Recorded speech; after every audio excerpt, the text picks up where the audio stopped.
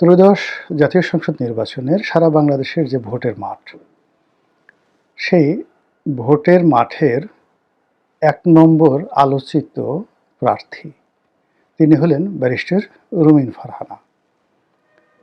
BNP তাকে মনোনয়ন দেননি, আর তিনি সেই বিএনপি তাকে মনোনয়ন দেয়নি এটা মেনে নেননি।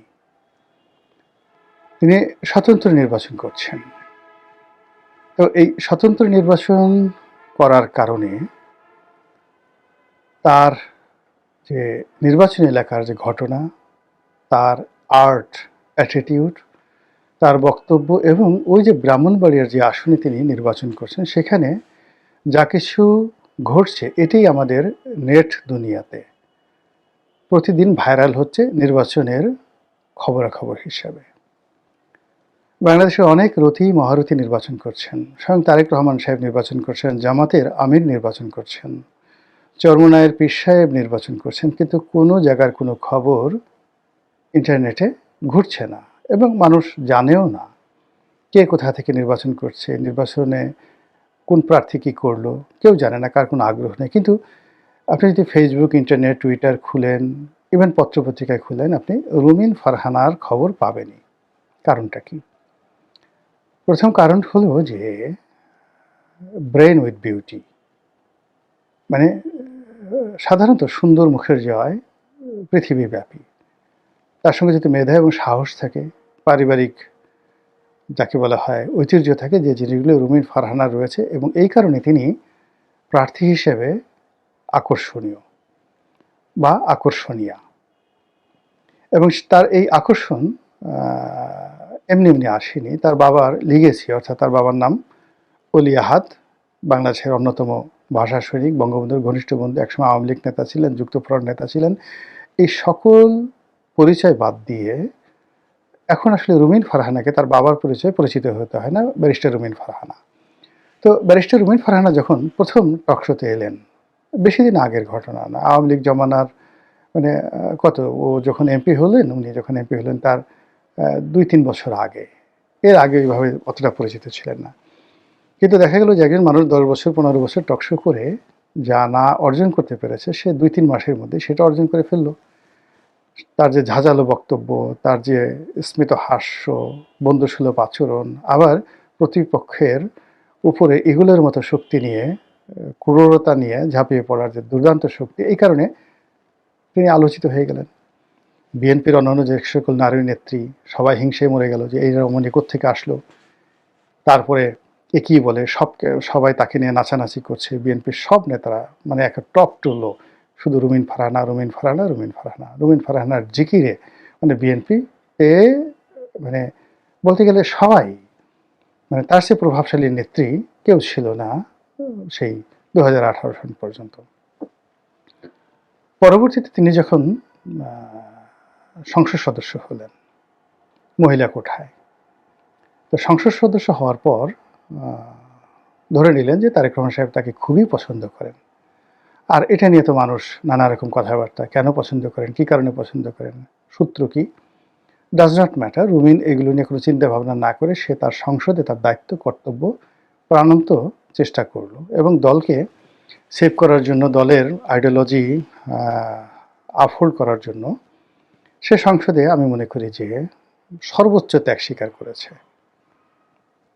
এরপরে যখন সেই সংসদ থেকে তিনি পদত্যাগ করলেন, সবাই ধরে নিলেন যে সামনে যে নির্বাচনে আসবে বিএনপি থেকে যদি একজন রমণীকে মনোনয়ন দেওয়া হয়, রুমিন ফারহানা সেখানে পাবেন। দলের ভিতরে তার একটা জনমত তৈরি হলো, নির্বাচনী এলাকায় তৈরি হলো। তারপর যাকে বলা হয় সাধারণ যারা এলিট মহল, বিশেষ করে প্রথম আলো, ডেইলি স্টার গ্রুপ, তারা সবাই রুমিন ফারহানার পক্ষে অবস্থান নিল। কিন্তু এর মধ্যে যেটা করলো রুমিন, সেটা হলো এই গত ১৭ মাসে এই যে বিএনপির লোকজন যে সকল চাঁদাবাজি, দুর্নীতি, অনিয়ম শুরু করেছিল, এইগুলোর ব্যাপারে তিনি প্রতিবাদ শুরু করলেন। এবং বিএনপির মধ্যে পদপদবি, যেমন আমি প্রতিবাদ করেছি প্রথম দিন থেকে, কিন্তু আমি তো আসলে বিএনপির কোনো পোর্টফোলিওতে নেই, আমার কোনো সাধারণ মেম্বারশিপ নেই।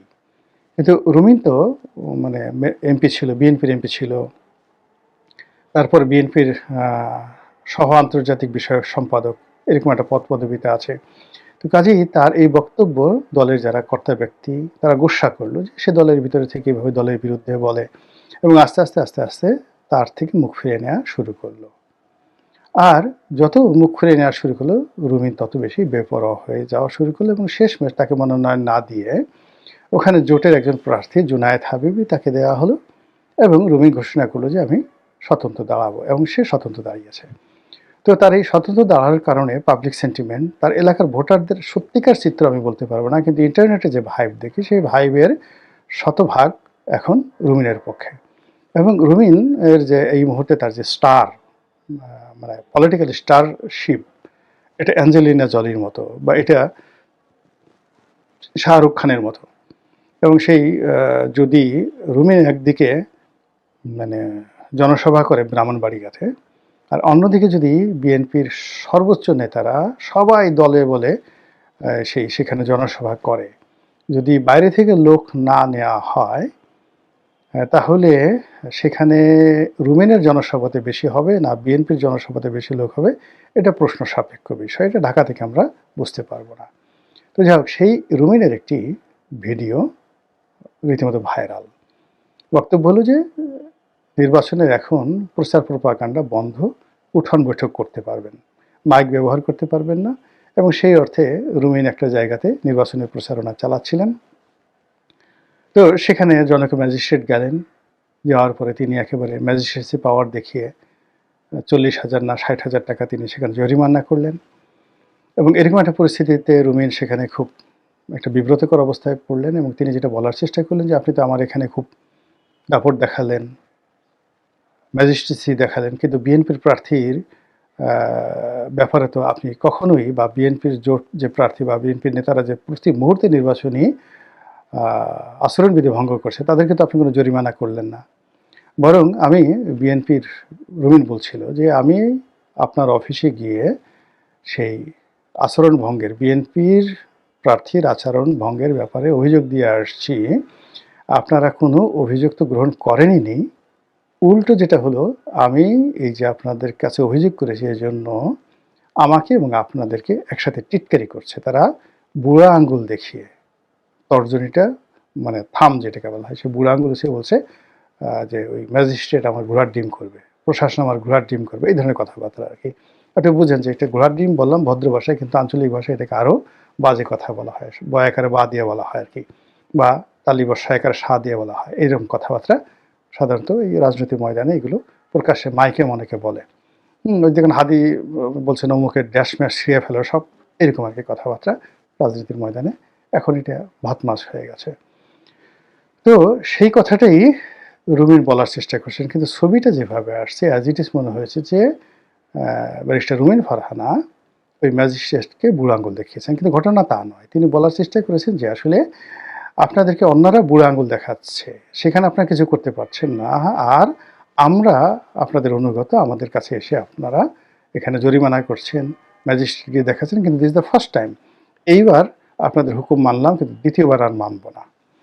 এখন এই যে তার যে ক্রোধ, তার যে চোখের অগ্নিস্ফুলিঙ্গ, বা তার যেভাবে সে একেবারে রায় বাঘিনীর মতো ওখানে ঝাঁপিয়ে পড়েছিল, এটা তিনি কেন করলেন? তিনি তো আসলে এরকম করেন না। তিনি সদা হাস্য, ওয়েল বিহেভড, ওয়েল ম্যানার্ড, ভদ্রলোকের সন্তান। তো রাজনীতির ময়দানে তিনি ওখানে ওইরকম দেখালেন কেন? অনেকটা হাসনাতের মতো, মানে উনি সেখানে একটা জিদ দেখানোর চেষ্টা করলেন, কারণটা কি? বা নাসিরুদ্দিন পাটোয়ারির মতো কেন? মূল ব্যাপারটা হলো এটা রাজনীতির ময়দানের একটা ট্র্যাডিশন হয়ে দাঁড়িয়েছে। নেতা এবং কর্মী সবসময় চায় যে তাদের নেতা, যিনি সর্বোচ্চ নেতা হবেন, মানে এমপি প্রার্থী হবেন, তার সাহস থাকতে হবে, শক্তি থাকতে হবে, এবং যে কোনো একটা সমস্যার সমাধান করার মতো তার তাগদ থাকতে হবে। তো সেক্ষেত্রে রুমিন যদি ভয় পেয়ে যেত, তারপর শেষে চুয়া করে ম্যাজিস্ট্রেটের হাতে পায়ে ধরতো, মাফ করে দেন, আর করবো না, ইত্যাদি ইত্যাদি ইত্যাদি, অর্ধেক নেতাকর্মী এই মাঠ থেকে চলে যেত। এটাই নিয়ম। কিন্তু ওই যে রুমিন যে রাগ হয়ে গেছে, চোখ গোল গোল করেছে, আশেপাশের নেতারা সবাই বলা শুরু করেছে যে না, নেতা তো এরকমই হওয়া উচিত, এর সাথে কাজ করলে সে আমাদেরকে ছেড়ে যাবে না, একে যদি কেউ আঘাত করতে আসে সে সহজে কাউকে ছাড়বে না, সেটা মিলিটারি হোক, ম্যাজিস্ট্রেট হোক, কাজে আমরা নিরাপদ। এবং এটা ভোটের মাঠের একটা চিরাচরিত রাজনীতি। বাংলাদেশের যত ভদ্রলোক দেখেন না কেন, একেবারে প্রমাণিত যারা ভদ্রলোক, তারাও ঠিক এরকম একটা পরিস্থিতিতে যদি এইরকম আচরণ না করে, রুমিনের মতো আচরণ না করে, তাহলে তারা নির্বাচনের ময়দানে টিকে থাকতে পারবেন না। দ্বিতীয়ত, এখানে রুমিন যেকোনোভাবে রুমিনকে প্রভোগ করা হচ্ছে। তাকে একটা কন্ট্রাডিকশন অ্যান্ড কনফ্লিক্টে ফেলে দেওয়া হচ্ছে। এবং এই যে তাকে নিয়ে মানুষের যে সহানুভূতি, মানুষের যে একটা ব্লাইন্ড সাপোর্ট, মিডিয়াগুলো যে তাকে নিয়ে মাথামাতি করছে, এই জায়গাগুলো বিএনপিকে খুব অপমান করছে। বিএনপির খুব ইগোতে লাগছে যে আমরা যাকে দূর দূর করে তাড়িয়ে দিলাম, সবে মানুষের তো উচিত তার দিকে না তাকানো, তাকে দূর দূর করে তাড়িয়ে দেওয়া। কিন্তু আমরা যাকে তাড়িয়ে দিলাম, সবাই তাকে কোলে তুলে নিচ্ছে। তাহলে কি আমাদের জনপ্রিয়তা নেই? এবং এখানে অনেক ক্ষেত্রে এই ঘটনা ঘটছে। বিএনপি যাদেরকে বহিষ্কার করেছে, সাধারণ মানুষ তাদের পক্ষে দাঁড়িয়ে গেছে। বিএনপি যাদেরকে কোলে তুলে নেওয়ার চেষ্টা করেছে, সাধারণ মানুষ তাদের বিরুদ্ধে খেপে গিয়েছে।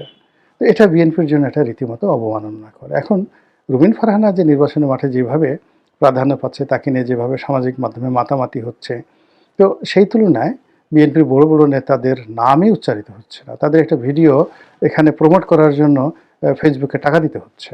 হয়রাস লক্ষ লক্ষ নয়, কোটি কোটি মানুষ রুমিনের এই ভিডিওগুলো দেখছে। তো এই যে রাজনীতির একটা যে চিরাচরিত পন্থা, এই পন্থা অনুযায়ী যদি রুমিন আসলে শেষ পর্যন্ত জিতে যায় এবং পার্লামেন্ট মেম্বার হিসেবে সে যদি সংসদে যায়, তাহলে ক্ষমতায় জামাত থাকুক আর বিএনপি থাকুক, আমার কাছে মনে হচ্ছে অনেকের জন্য বিষয়টি অস্বস্তিকর হয়ে পড়বে।